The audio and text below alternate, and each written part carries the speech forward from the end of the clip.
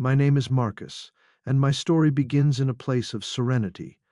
The countryside was my cradle, a land where the trees whispered ancient secrets, and the mountains embraced the horizon with a quiet dignity. Born to a family of farmers in a small, isolated village, my earliest memories are steeped in the rhythm of nature's cycles, the planting and harvest, the rains that fed the earth and the sun that painted the fields with gold. My world was simple, peaceful, yet laced with an undeniable undercurrent of yearning. Even as a boy I felt it, a call to something greater than myself. The village was alive with laughter and tradition, yet my soul wandered in search of answers to questions I couldn't quite articulate. What was the purpose of life? Why did suffering exist?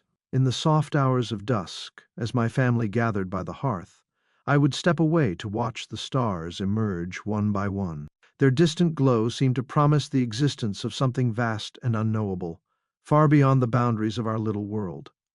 The monastery became my answer. At the age of 14, I left my family and the only home I had ever known to walk the winding path that led to a secluded haven nestled among the hills. Its ancient walls held the promise of peace, simplicity, and understanding. As I crossed the threshold for the first time, the scent of incense and the sound of chanting greeted me like an old friend. The monastery was both solemn and alive, its silence pregnant with wisdom. Life within the monastery was rigid, yet strangely liberating. Days began before the sun broke the horizon, with meditation practiced in quiet assembly. I learned to center my focus on the rise and fall of my breath, releasing thoughts as one might open a clenched fist. Detachment became the cornerstone of my existence, the first step toward the path of liberation from suffering. Each day brought purpose. I washed floors, tended to the gardens, and prepared meals alongside my fellow monks. Discipline filled every hour, discipline not meant to subdue but to awaken, to strip away the illusions of the ego and find clarity in simplicity. My identity began to shift. I was no longer just Marcus, the boy from a farming village. I was Marcus, the seeker, a monk striving for enlightenment. In time, I became a teacher, guiding others who came to the monastery in search of peace. They arrived carrying the weight of grief, anger, longing, and fear, hoping to find solace within the sacred walls. I taught them, as I had been taught, suffering is an illusion, born from attachment to desires that imprison the soul. To find peace, one must learn to let go. I believed these truths with unwavering conviction, or so I thought. The years passed in harmony. The monastery became my world, and the teachings of the enlightened ones my compass. Compassion, mindfulness, and detachment shaped the person I had become. Yet behind the calm surface there was still a faint ripple of unease, questions unanswered, truths unspoken. I didn't allow these doubts to linger. Instead, I buried them beneath the weight of routine and devotion. On the day the storm arrived to uproot my carefully constructed life, I awoke with no hint of what lay ahead. I carried out my duties as I always did, guiding a group of visitors in meditation before joining the monks for the midday meal.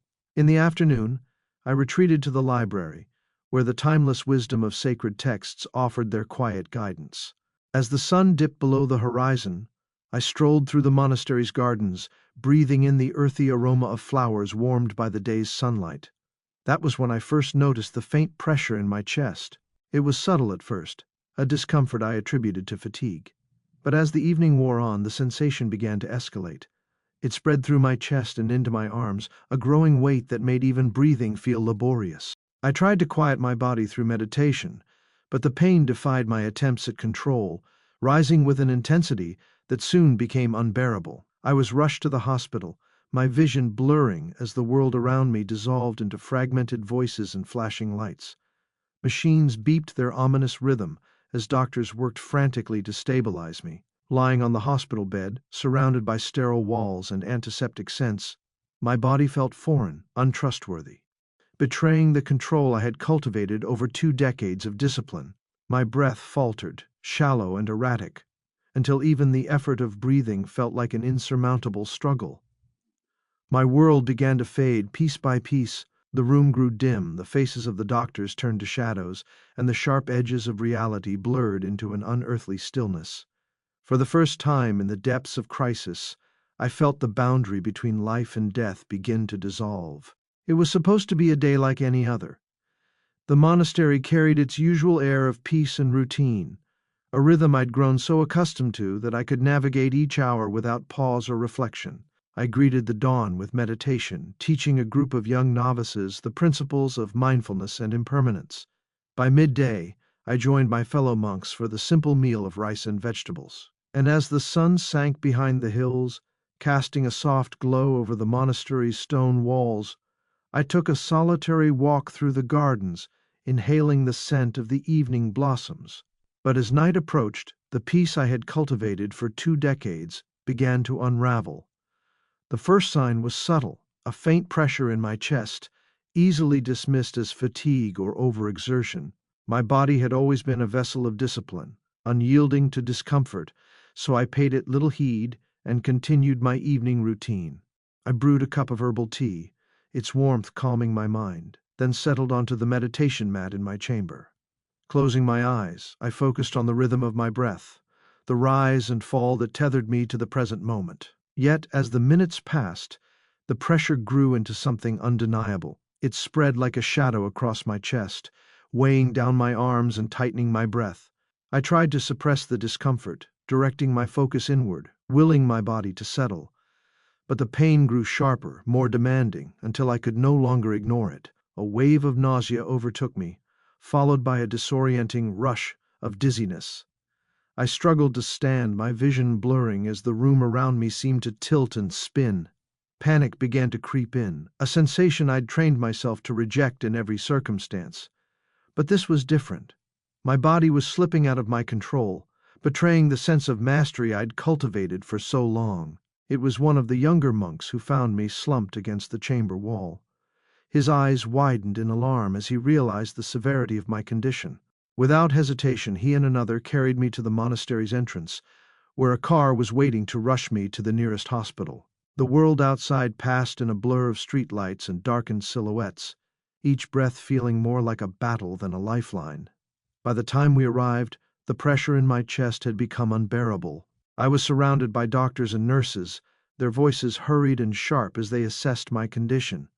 Machines beeped and whirred around me, their cold precision contrasting sharply with the chaotic urgency of the medical staff. I could hear snippets of their conversation, words like cardiac event and critical, but they meant little to me in the haze of pain and exhaustion. Lying on the hospital bed, I was gripped by a profound sense of vulnerability. For years, I'd believed that my body was simply a vessel, a temporary shell that could be detached from with practice and discipline. But now, as it betrayed me, I felt an acute awareness of its fragility. The teachings I had devoted my life to seemed distant, ineffective against the overwhelming reality of my suffering. My breath faltered, shallow and uneven. The sterile smell of antiseptic mingled with the hum of machines, and the fluorescent lights above cast harsh shadows across the room. Faces blurred together, doctors, nurses, monks who had followed me, their expressions a mix of determination and fear. My abbot stood in the corner, his lips moving silently in prayer, his presence both grounding and distant. As the minutes turned into hours, the tension within me reached its breaking point. My chest burned with an intensity I could no longer bear. I wanted to scream, to cry, to release the agony that consumed me, but even those instincts were subdued by the sheer weight of my condition. It felt as though I were standing at the edge of something vast and unknowable, teetering on the precipice of life and death. And then, without warning, the world around me began to fade. It started with the sounds, the beeping of machines, the hurried voices, the prayers. They grew muffled, distant, until they were replaced by an eerie stillness. My vision blurred, the fluorescent lights dimming and dissolving into shadow.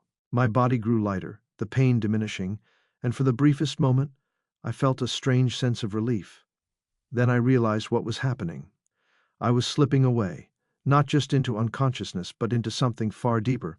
The threads that tethered me to the world were unraveling, one by one, until I felt myself separate from the physical entirely. It was disorienting at first, as though I'd left behind the boundaries of my body and entered a state of weightlessness. I could still see the hospital room, but now from above, as though I were hovering just below the ceiling. The doctors moved with frantic precision, their faces tense and focused as they worked to save what I now realized was my body. I saw myself lying pale and motionless on the bed, my chest rising faintly with each labored breath.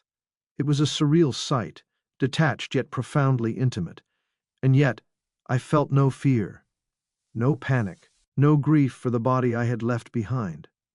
Instead, I was consumed by curiosity, by the mystery of what lay beyond this moment. Years of meditation had prepared me for detachment, but this was different, detachment on a scale I had never imagined. It was as though I had stepped beyond the veil, into a realm that existed outside of time and space. As I floated above the scene, I began to notice things I never would have in the ordinary state of consciousness. The sweat beading on the doctor's forehead, the trembling hands of a young nurse, the quiet desperation in their expressions. I felt a faint echo of their emotions, not as my own, but as something I could sense on a deeper collective level. Even the abbot's prayers carried a resonance that seemed to ripple through the room, though I could not grasp their content. Then came the pull. It was gentle at first, a sensation that seemed to nudge me toward something beyond the hospital room. But as the seconds passed, it grew stronger, more insistent, as though calling me to a place I could neither see nor fully comprehend. I felt myself moving, not walking or running, but drifting, toward the source of the pull, carried by a force I couldn't resist. And then I saw it. A light, radiant and alive, appeared before me. It wasn't the harsh, sterile light of the hospital lamps, nor the dim glow of a meditation candle. This light was different, pure, warm, and utterly inviting. It pulsed gently, as though it were breathing, its presence both soothing and exhilarating. The closer I came, the more I felt its warmth envelop me, reaching into the depths of my being. It was unlike anything I had ever experienced in meditation, in study, or in the teachings I had followed for decades. This light wasn't emptiness. It was fullness, a completeness that resonated with every part of me, challenging everything I thought I knew about the nature of existence. For the first time, I felt hesitation. What was this light? Where did it come from? My teachings had prepared me to embrace impermanence, to detach from desires and attachments. Yet this light seemed to offer something eternal, unchanging. The pull toward it grew stronger, irresistible, and as I drew closer, I knew that I stood on the threshold of something profound. The pull toward the light was impossible to resist. It wasn't forceful, nor was it oppressive. Quite the opposite. It carried a gentleness that felt as if I were being cradled by a presence older and wiser than time itself. And yet I knew in my heart that once I crossed into the embrace of the light, everything would change. I had spent decades trying to understand existence through detachment, seeking enlightenment and peace through the discipline of the mind, but this light called to me in ways that contradicted the principles I had devoted my life to. As I moved closer to its glow, the sense of weightlessness intensified. It was as if the very molecules of my being were shedding the burdens of my humanity. No pain, no fear, only profound curiosity. Every breath I had fought to maintain moments ago felt unnecessary in the presence of this eternal force. The hospital room faded further behind me, its faint echoes barely registering in my consciousness. The sounds of hurried doctors, frantic prayers, and the hum of machines became whispers in the distance. What mattered now was the light, the all-encompassing radiance that awaited me. And then I entered. The transition was seamless, like stepping into a warm bath after braving a winter storm. The world I had known was gone entirely. Before me stretched a realm that words failed to describe, a place that felt alive in every imaginable way. Colors shimmered with an intensity that exceeded anything I'd ever seen, as if each hue carried its own heartbeat. The air was rich, not with oxygen, but with a sensation of unity, an indescribable connection that bound everything together. Even time seemed irrelevant, replaced by an everlasting presence that simply existed. In this realm I felt completely known. It wasn't just the aspects of myself I was proud of, the discipline, the teachings, the life I had led. It was everything, my doubts, my fears, my moments of frustration and pride. Every hidden part of me was laid bare. And the most astonishing part? It didn't feel like judgment. The presence within the light didn't condemn or criticize. Instead, it embraced all of me, as if saying, "You are here, and you are loved." As I absorbed the sensations around me, I began to notice figures within the light. Their forms weren't physical in the way I understood, but they carried a discernible energy that felt deeply personal. They didn't speak, yet their existence communicated something profound, a reminder of interconnectedness, a testament to the bonds that tie all beings together. It was then I realized I wasn't alone in this journey. Others had crossed into this realm before me, each following their own path, each embraced by this endless love. But the most transformative moment came when a new presence emerged. It was different from the others, not abstract or indistinct, but clear, intentional, and wholly alive. At first I couldn't discern its features, only its overwhelming essence. But as it drew closer, clarity replaced uncertainty, and the figure stepped forward. It was a man, radiant, serene, and unyielding in his authority, yet approachable and filled with compassion. His eyes held the wisdom of 1,000 lifetimes, and his smile carried the weight of unconditional love. Though he stood before me, I felt as though his presence surrounded me completely, reaching into every fiber of my being. "Marcus," he said, and his voice resonated not just in my ears but in my soul. It was a voice that carried the answers to every question I'd ever dared to ask. I knew him, not by name, but by essence. He was someone I had never sought in my journey, never included in my teachings. Yet his presence felt undeniable. He introduced himself simply, without grandeur or theatrics. "I am Jesus," he said. The name struck me like lightning, and with it came an avalanche of emotions, confusion, awe, disbelief, and a quiet understanding I couldn't fully articulate. My teachings had largely ignored Jesus, viewing Christianity as merely another path created by humanity's endless search for meaning.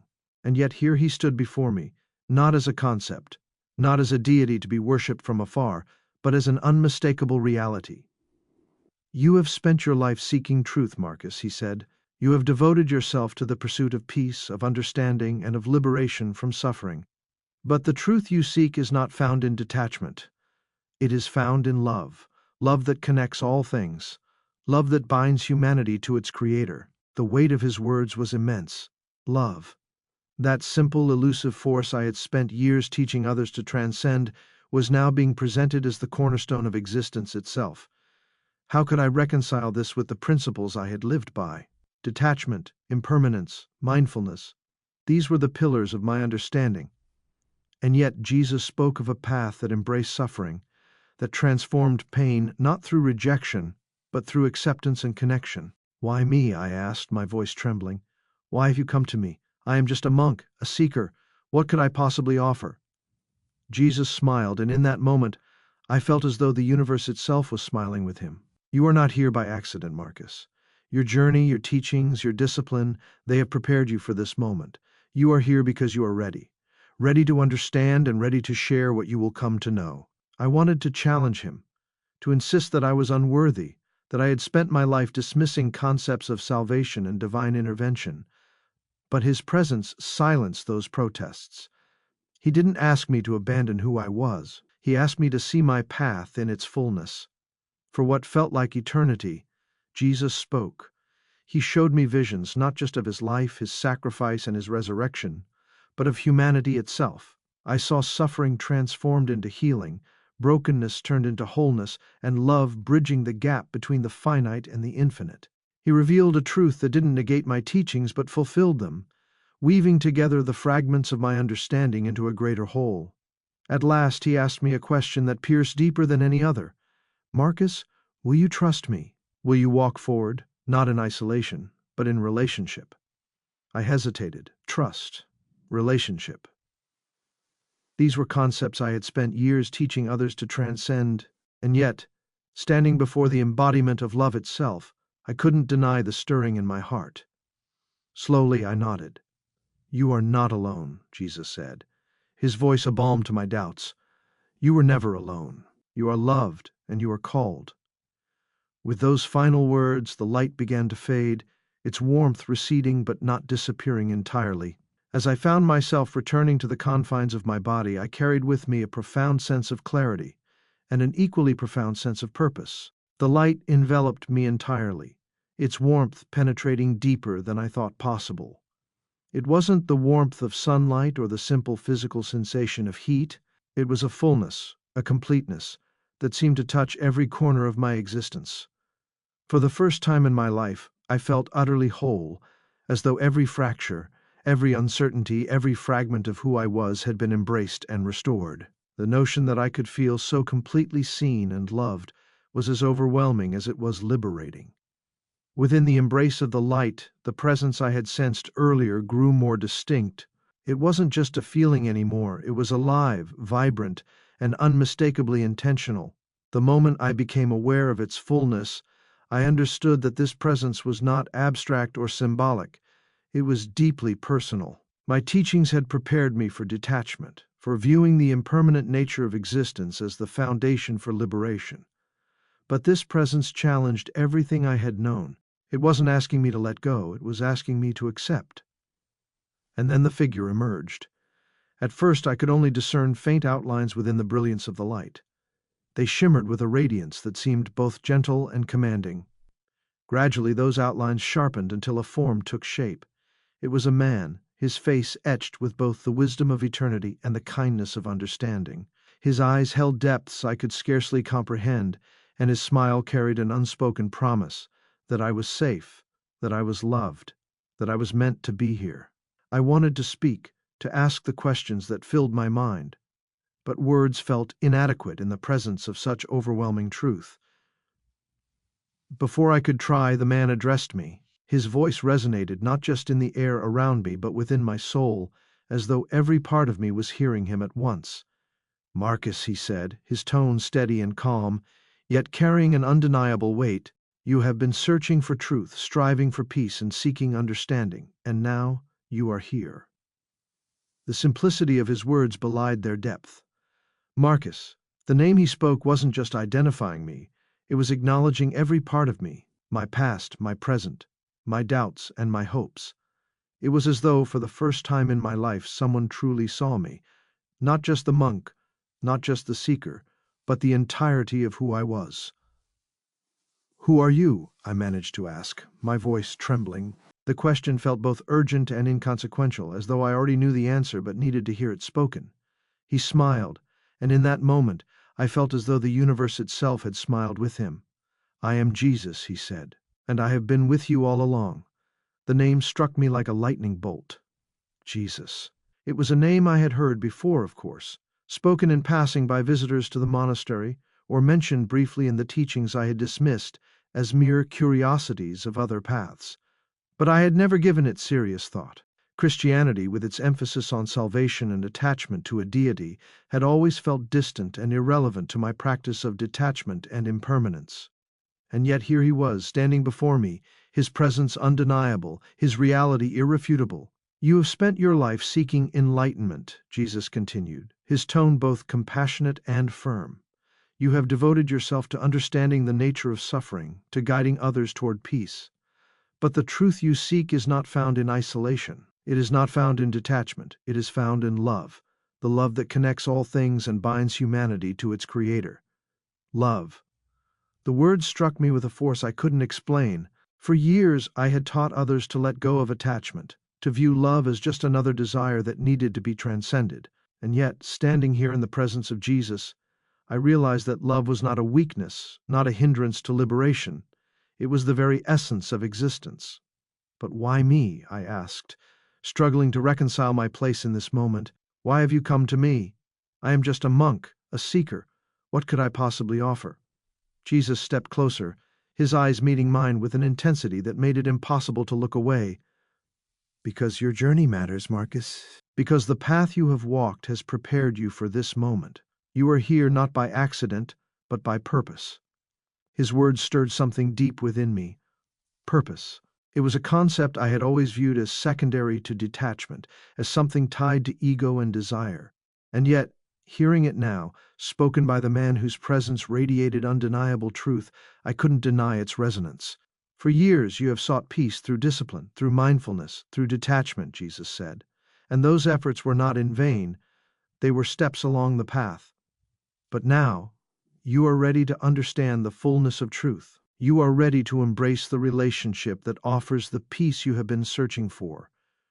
Relationship, the word felt foreign, yet it carried a weight that seemed to anchor me in this moment.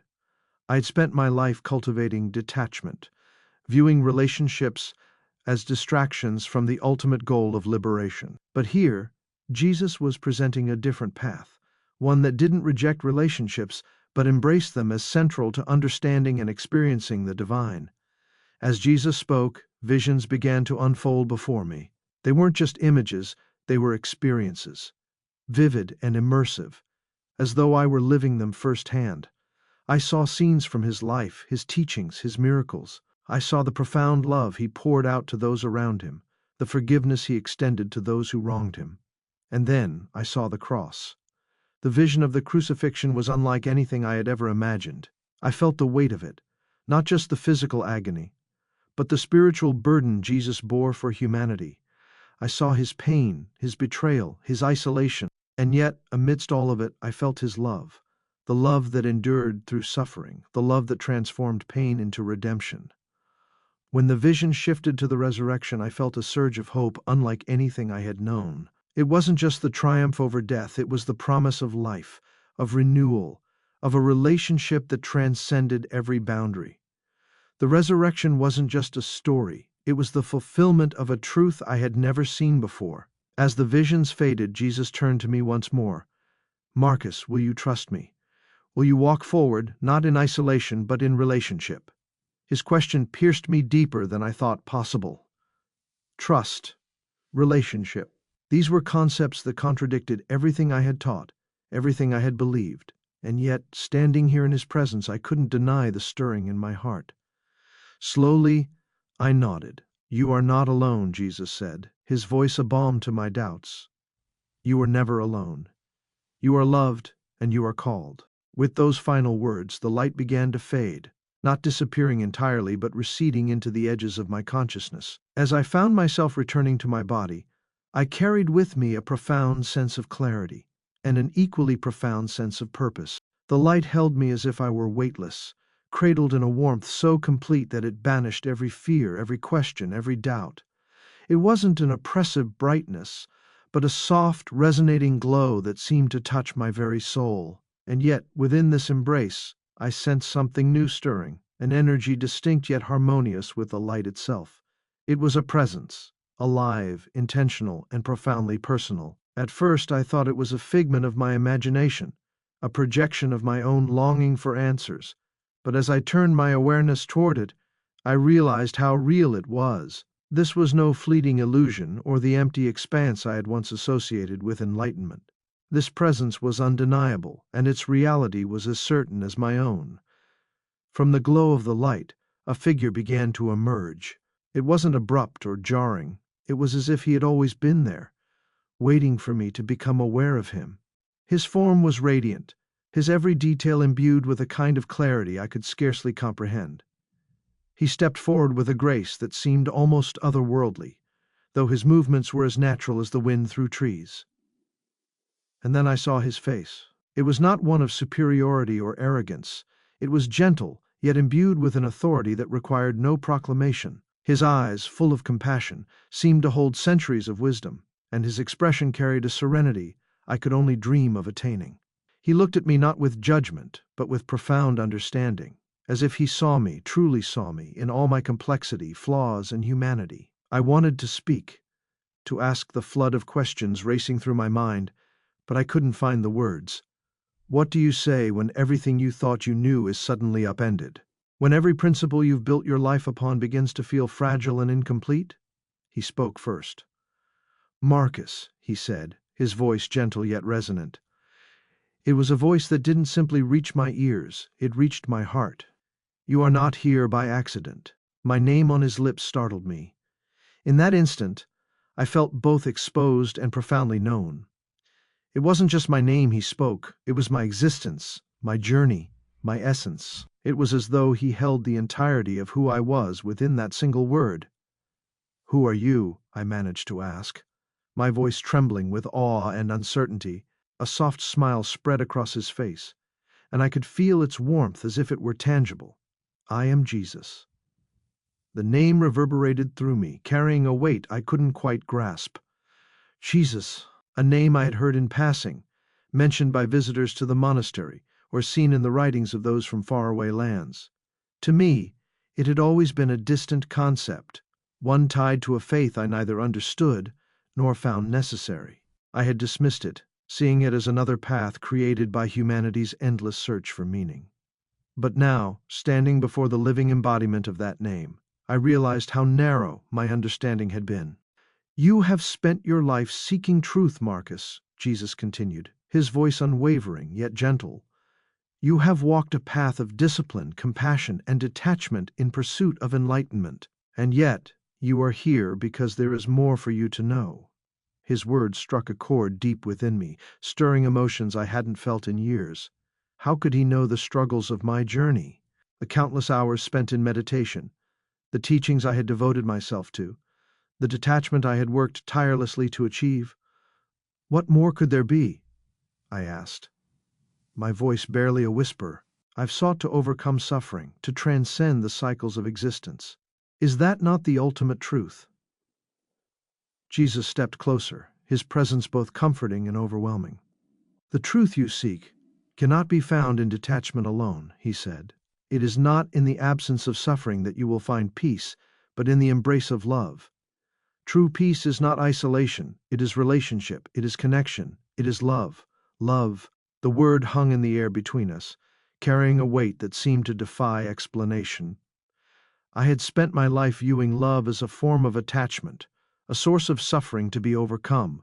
Yet here, Jesus spoke of love as the very essence of truth and existence.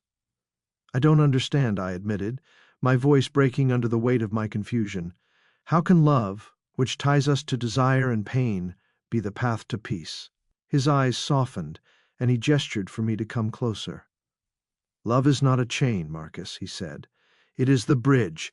It does not bind you, it frees you. It is not the love born of possession or selfishness that I speak of, but the love that connects you to the Creator of all things.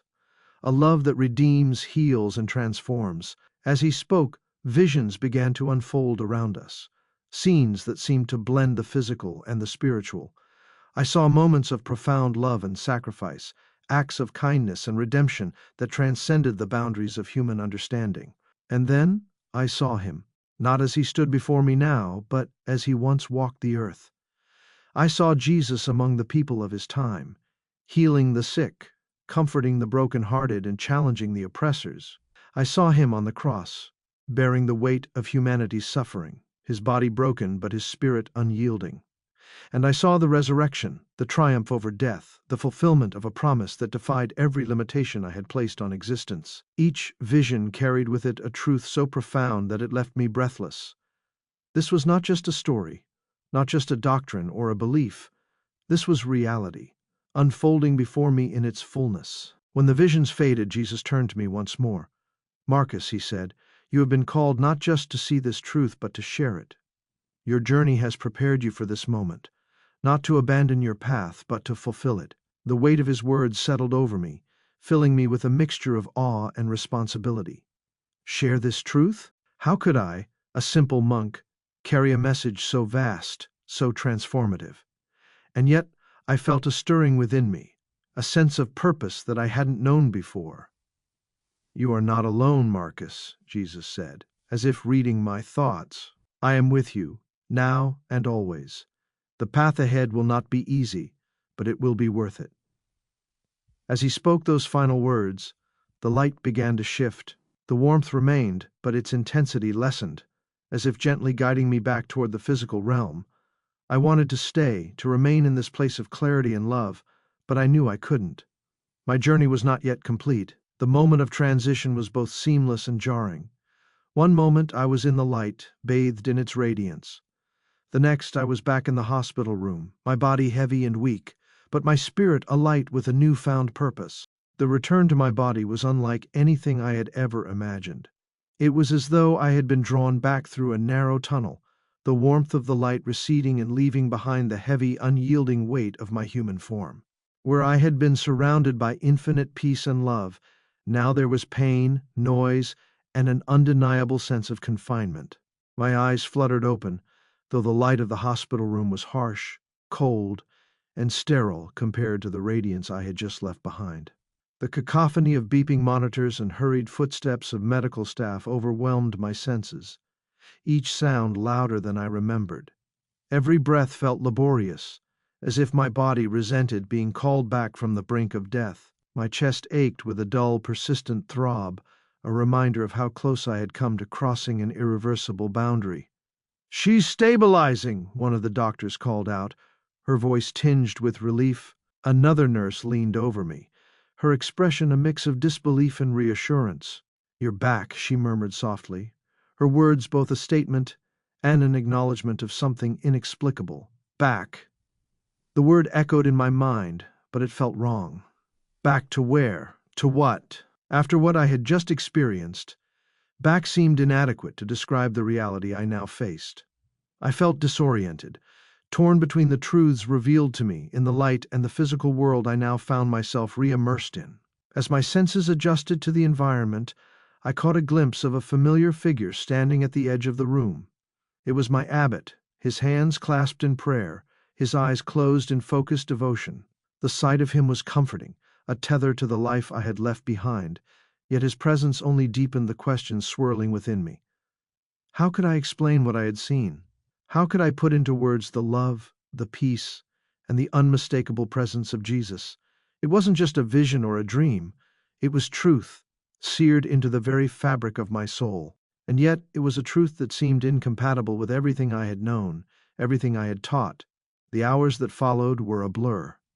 The doctors monitored my condition closely, running test after test to assess my recovery. Physically, I grew stronger with each passing day, but internally, I felt as though I were unraveling. My mind returned again and again to the light, to Jesus' words, and to the overwhelming sense of purpose he had impressed upon me. "You are not alone," he had said. "You are called." Called to what? The question haunted me. My entire life had been a pursuit of detachment, of overcoming suffering by transcending desires and attachments, but now Jesus had shown me a different path, a path rooted in love, connection, and relationship. It was a path that contradicted much of what I had dedicated my life to, yet it resonated with a truth I could not deny. As I lay in the hospital bed, I began to replay the moments leading up to my near-death experience. The pain in my chest, the frantic efforts of the medical staff, the moment my world faded into stillness. Each memory felt like a piece of a puzzle I was struggling to assemble. How had I been chosen for such an experience? What had prepared me to stand before Jesus and hear his words? I tried to meditate, hoping to find clarity in the silence. But where my meditations had once brought stillness, now they only brought more questions.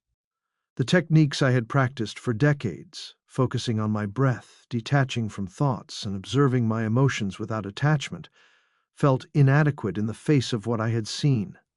This was no illusion, no construct of the mind. This was reality, and it demanded a response. On the third day of my hospital stay, the abbot came to visit. He entered the room quietly, his presence as steady and grounding as it had always been. For a moment neither of us spoke. He simply sat beside my bed, his hands resting in his lap, his expression contemplative. "How are you feeling, Marcus?" he asked at last, his voice low and gentle. Physically, I was recovering well. The doctors had assured me that I would make a full recovery, but emotionally, spiritually, I didn't know how to answer. How could I begin to describe the transformation I had undergone? "I'm alive," I said finally, the words feeling both true and insufficient. The abbot nodded, his gaze searching mine. "You've been through something extraordinary," he said. "The monks have been praying for your recovery." Extraordinary. The word lingered in the air between us. I wondered if he could sense the depth of what had happened to me, if he could see the weight I now carried. "I saw something," I said hesitantly, unsure of how much to reveal. "Something I can't explain." The abbot tilted his head slightly, his expression both curious and patient. "Sometimes, when we come close to death, we are given glimpses of what lies beyond," he said. "What did you see?"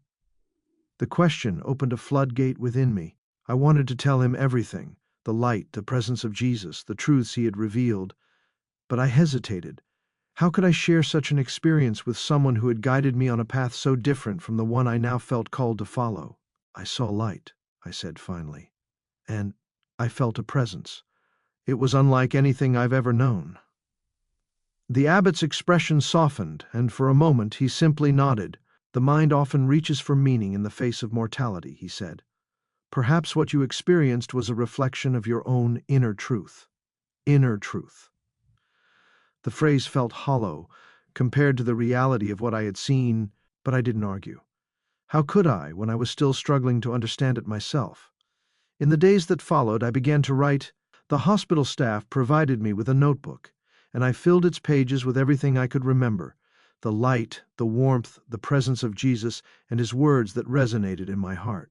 Writing became my refuge, a way to process the enormity of what I had experienced. Yet even as I wrote, I felt a growing sense of urgency. This truth was not mine alone. Jesus had made that clear. I was called to share it, to bring it to others. But how? How could I, a monk who had devoted his life to detachment and impermanence, speak of a love so eternal and transformative? As my body healed, so too did my resolve. By the time I was discharged from the hospital, I knew that my life could never return to what it had been. The truths revealed to me demanded more than contemplation. They demanded action. The first step, I realized, was to return to the monastery, not to resume my old life, but to confront it, to face the community I had once been a part of, and begin the daunting task of sharing what I had seen. It wouldn't be easy. I knew there would be doubt, skepticism, and even resistance. But I also knew that the light I had encountered, the love I had felt, was worth every challenge. As I left the hospital, the morning sun bathed the world in a soft golden glow. For the first time in days, I felt a glimmer of peace, not the peace of detachment, but the peace of purpose. My journey was just beginning, and though the path ahead was uncertain, I knew I would not walk it alone. The transition back to reality was far from smooth. Though my body grew stronger, my mind swirled with questions that refused to quiet.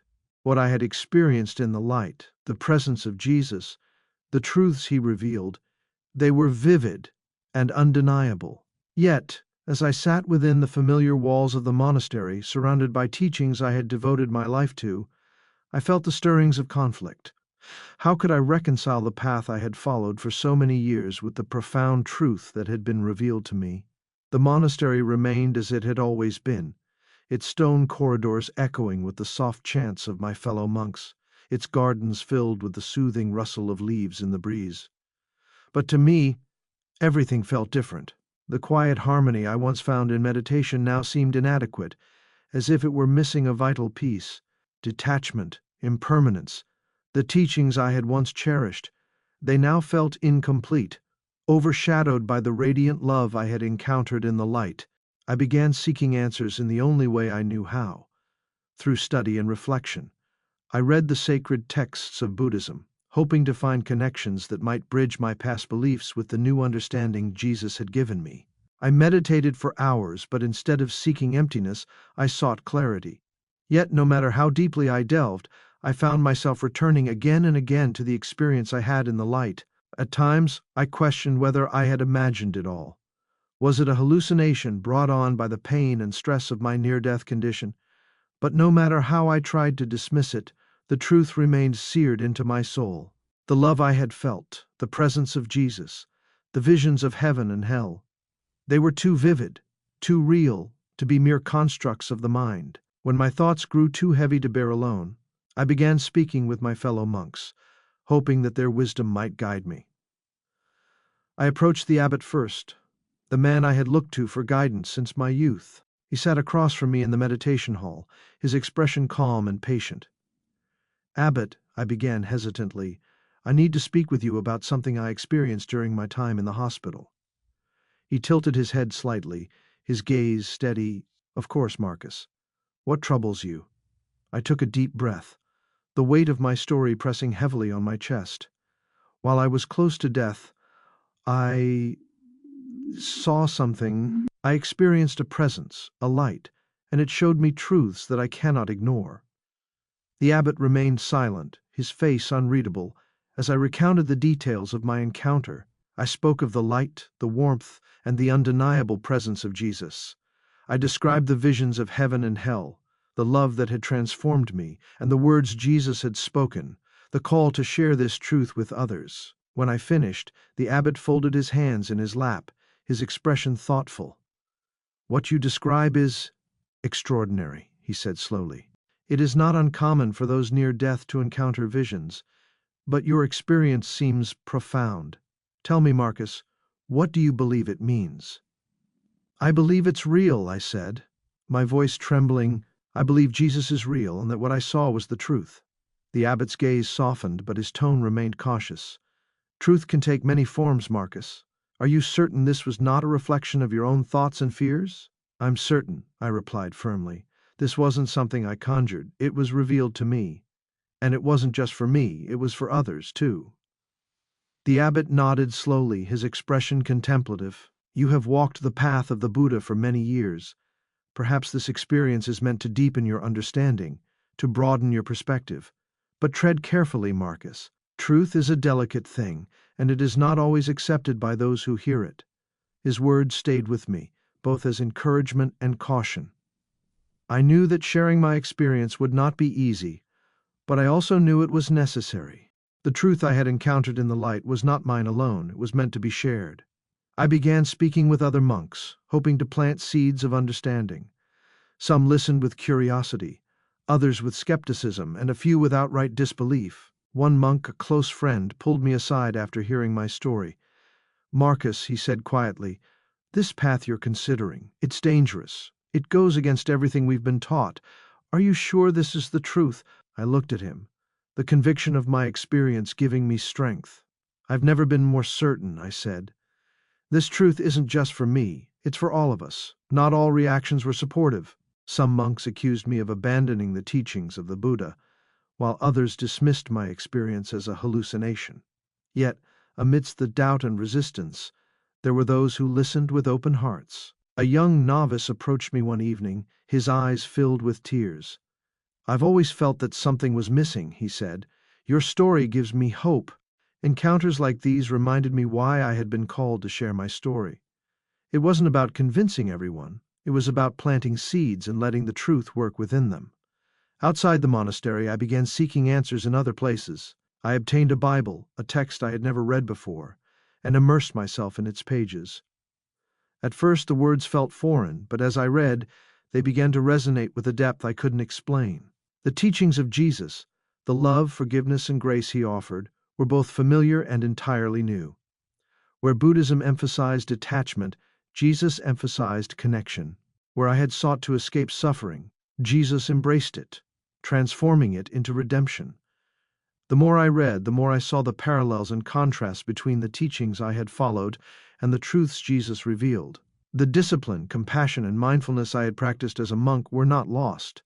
They were deepened and transformed by the love and relationship I now had with God. As I shared my story with others, both inside and outside the monastery, I encountered challenges I hadn't anticipated. Skepticism, doubt, and even hostility greeted me at times. But there were also moments of profound impact, moments when the truth resonated with those who heard it. One evening, after sharing my story at a gathering, a man approached me. "I've always been skeptical of religion," he said, "but your story makes me wonder if I've been wrong." These moments reaffirmed my purpose. The truth I had encountered was not just for me, it was for others searching for answers, for hope, for light. The monastery had always been a sanctuary for me, a place of peace, harmony, and purpose. Its stone walls carried the echoes of chants that bound us to the teachings of impermanence and detachment. But as I stepped into the meditation hall that evening, the air felt different. It was heavy with anticipation, as if the room itself braced for what I was about to say. I stood at the center, surrounded by my fellow monks, some seated cross-legged in meditation, others gathered in quiet contemplation. Many of them had known me for years. They had seen my growth as a teacher, respected my discipline, and sought my guidance. Yet tonight, I was no longer just Marcus, the devoted monk. I was Marcus, the bearer of a truth that challenged everything I and they had believed. As I looked around the room, I felt my heart pound with a mixture of fear and resolve. How could I begin to explain what I had experienced? How could I share the truths revealed to me in the light, the presence of Jesus, the visions of heaven and hell, the call to embrace love and relationship, without shaking the foundations of their faith? Taking a deep breath, I began to speak. "My brothers," I said, my voice trembling slightly, "I have something to share with you. Something that has changed me in ways I can't fully explain. During my time in the hospital, when I was close to death, I had an experience that revealed a truth I had never known." The murmurs began almost immediately. Soft whispers passed from one monk to another, their eyes shifting between curiosity and skepticism. I pressed on, determined to speak from my heart. "I saw a light," I continued, "a light that was unlike anything I had ever encountered in meditation or study. It wasn't emptiness or detachment. It was fullness, completeness, and love. And within that light, I met someone who revealed to me the truth I had been searching for all my life." The murmurs grew louder now, some monks exchanging glances, others frowning deeply. I felt the weight of their doubt, but I refused to let it silence me. "I met Jesus," I said, the name carrying a resonance that quieted the room. "He spoke to me, showed me visions of heaven and hell, and told me that the peace we seek is not found in isolation, but in love, in relationship with God." The silence that followed was deafening. For a moment it felt as though the very walls of the monastery had absorbed my words, holding them in suspension. Then the voices erupted, questions, challenges, and disbelief pouring forth in a torrent. "Jesus," one monk exclaimed, his tone incredulous. "You mean the central figure of Christianity? Marcus, have you lost your way? How can you believe such a thing?" another demanded. "Our teachings emphasize detachment, not attachment to a deity. This goes against everything the Buddha taught us," a third monk said, his voice tinged with anger. "Are you abandoning the Eightfold Path?" I stood there, absorbing their reactions, feeling the intensity of their emotions press against me like waves crashing against a rock. Yet, amidst the storm of voices, I felt a quiet certainty, a conviction rooted in the truth I had encountered. "I'm not abandoning the path we followed," I said firmly. "I'm seeing it in a new light. The discipline, compassion, and mindfulness we practice have brought us closer to understanding truth, but they are not the end. They are the beginning. Jesus showed me that love, not detachment, is the foundation of peace." My words seemed to stir a mixture of reactions.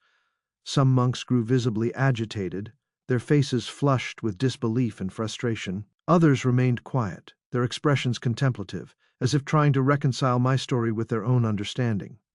The abbot, who had been silent until now, finally spoke. "Marcus," he said, his tone steady but guarded, "this is unusual. You speak of visions and revelations, but how can we know they are true? How can we be certain this experience wasn't a hallucination born of your near-death condition?" "I understand your doubts," I replied, meeting his gaze. "I've questioned them myself, but the clarity of what I saw, the love I felt, and the words Jesus spoke, they are more real than anything I've ever known. This wasn't just a vision. It was a truth revealed to me for a purpose." The abbot nodded slowly, his expression thoughtful. "And what is that purpose?" he asked. "To share this truth," I said, my voice unwavering, "not to convince everyone, but to plant seeds of understanding, to let this love transform those who are searching." The room grew quieter as my words sank in. I could see the internal conflict in many of my fellow monks, the struggle between doubt and curiosity, skepticism and openness. It was a tension I understood deeply, for I had wrestled with the same emotions in the days following my experience. One of the younger monks, a novice who had recently joined the monastery, raised his hand hesitantly. "Marcus," he said, his voice soft, "what was heaven like?" His question took me by surprise, but it also filled me with hope. Here was someone willing to listen, willing to explore the truth I had seen. "Heaven is indescribable," I said, my voice steady. "It's not just a place, but a state of being, one of perfect unity with God. The love that radiates there is unlike anything I've ever known. It's not the absence of suffering, but the presence of completeness, a fullness that surpasses all understanding." The novice nodded slowly, his eyes filled with wonder. "And hell?" he asked. "Hell," I said, my tone solemn, "is separation from God, from love, from truth. It's not just suffering, It's despair born from turning away from grace.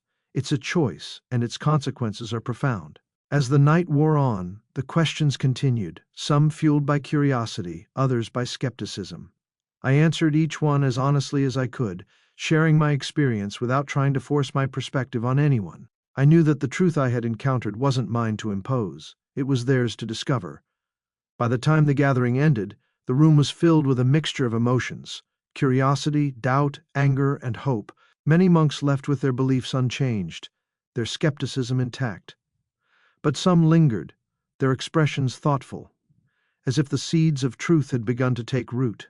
As I returned to my chamber that night, I felt a sense of peace, not because everyone had accepted my story, but because I had shared it with courage and conviction. The path ahead was uncertain, but I knew I wasn't walking it alone. Jesus' presence, his love, and his call remained with me, guiding me toward a purpose greater than myself. The monastery's quiet corridors felt heavier than usual as I walked toward the meditation hall. Every step was deliberate, each breath purposeful, as though I were preparing myself for the weight of what was to come.